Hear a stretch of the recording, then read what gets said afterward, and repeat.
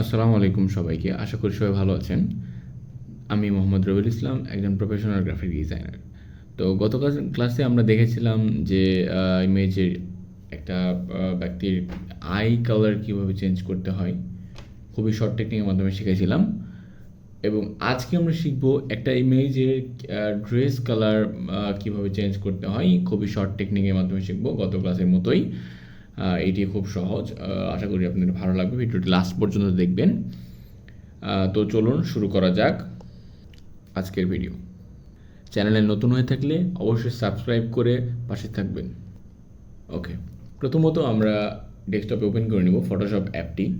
আমরা ফটোশপের মাধ্যমে কাজটি সম্পন্ন করব। তো ইলাস্ট্রেটে ইমেজের কাজগুলো ইলাস্ট্রেটে হয় না, তো এগুলো ফটোশপে করতে হয়। তো ফটোশপ ওপেন করার পর আমরা গুগল থেকে ডাউনলোড করা একটা ইমেজ এখানে এনেছি। তো আপনারা যে কোনো ধরনের আপনাদের মন মতো করে ইমেজ আনতে পারেন, কোনো প্রবলেম নাই। তো আমাদের ইমেজটার কালারটা দেখতে পাচ্ছি, ড্রেস কালার হচ্ছে রেড কালার দেখতে পাচ্ছেন। তো এই রেড কালারটাকে আমরা যে কোনো ধরনের কালারে পরিণত করতে পারবো। তো তার জন্য আমাদেরকে এই আইকনটাতে ক্লিক করতে হবে। দেন হিউজ স্যাচুরেশন এই এই আইকনটাতে ক্লিক করবেন। এবং এখন আমাদের কাজটি হচ্ছে কালার পিক করতে হবে। কালার পিক করার জন্য আমরা এই লেয়ারটি সিলেক্ট থাকা অবস্থায় এইখানে ক্লিক করব অ্যান্ড দেন আমরা ড্রেস কালারটির উপর ক্লিক করব একটা। ঠিক আছে, এই যে এইখানে দেখতে পাচ্ছেন লক হয়ে গেছে। তো এই রেড কালারটা নিয়ে গেছে, তো এবং এই কালারটা এখানে লক হয়ে গেছে।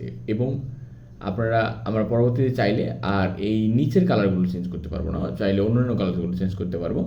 বাট এখন যদি আমরা এগুলো কমাই অথবা একটু বাড়াই, তাহলে দেখতে পাচ্ছেন যে আমাদের ড্রেস কালার চেঞ্জ হচ্ছে, বাট আশেপাশে অথবা ব্যাকগ্রাউন্ড অ্যান্ড ফেস আদার্স সব জায়গাতেই কিন্তু এই কালারটার ইফেক্ট খুব ভালোভাবে বোঝা যাচ্ছে। কারণ আমাদের অরিজিনাল ইমেজের যে কালারটা সেটা কিন্তু চলে গেছে অলরেডি। কারণ আমরা এখন এটাকে কীভাবে ঠিক করব, এটাও খুব সহজ, শুধুমাত্র একটু ধৈর্য সহকারে দেখুন। তো তার জন্য আমাদেরকে এই লেয়ারটা সিলেক্ট করতে হবে এবং আমাদের একটা ব্রাশ নিতে হবে। অবশ্যই সফট ব্রাশ নেবেন এবং ডিফল্ট কালার, অর্থাৎ এটা যদি না থাকে, আপনাদের অন্য কালার যদি হয়ে থাকে, তাহলে এখানে ডিপ্রেস করলে এই কালারটি চলে আসবে। অ্যান্ড দেন আমাদের ব্ল্যাক কালারটা সিলেক্ট করে রাখতে হবে। এবং আমরা যখন এইখানে এই ব্রাশটা ইউজ করব, তখন দেখতে পাচ্ছেন আমাদের আগের যে অরিজিনাল ইমেজের যে ব্যাকগ্রাউন্ডটা সেটা কিন্তু চলে আসতেছে। তো এটা খুবই সহজ একটা বিষয়। আমরা যতটুকু কাজ করতে এবং দেখে শুনে কাজগুলো করতে হবে, এবং যাতে ভিতরের এই কালারটি আবার বোঝা না যায়, প্রবলেম নাই। তা পরবর্তীতে যখন আমরা আবার এইটা চলে যাবে, তখন আমরা একটা হোয়াইট কালার নিয়ে আমরা এগুলো আবার চেঞ্জ করতে পারবো। তো এই যে দেখতে পাচ্ছেন ব্যাকগ্রাউন্ডের সম্পূর্ণটা কিন্তু আবার অরিজিনাল ইমেজে যে কালারটা ছিল সেটা কিন্তু ফিরে এসেছে। এখন কাজটি হচ্ছে আমাদের এই যে এখন আমরা ফেস অথবা হেয়ার আমরা এগুলা ঠিক করতে হবে, আপনারা ঠিক করে নেবেন। তো আমি যদি ঠিক করতে লাগি, এখন ভিডিওটা অনেক বড় হয়ে যাবে। এগুলো আস্তে আস্তে আপনারা দেখে শুনে ধীরে সুস্থে কাজগুলো করবেন। তো এখন আমরা লাস্ট পর্যায়ে ভিডিওটি কেটে দিচ্ছি। এখন আমরা দেখতে পারবো আমাদের কাজটি সম্পূর্ণ হয়ে গেছে। এখন আমরা যদি এটাকে কালার চেঞ্জ করি, তাহলে দেখতে পাচ্ছেন এই দেখেন কত অসাধারণ সুন্দর লাগতেছে কালারটি চেঞ্জ করার মধ্যে। আপনারা যে কোনো মোডে আপনাদের মন মতো করে কালার চেঞ্জ করতে পারবেন।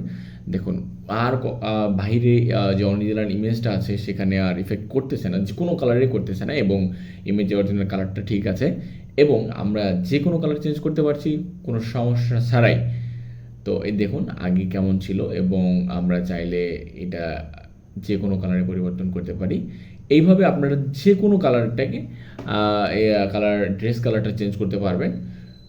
শুধুমাত্র আপনার মেবি ব্ল্যাক অ্যান্ড হোয়াইটের জন্য একটু অন্যরকম কালার থাকবে।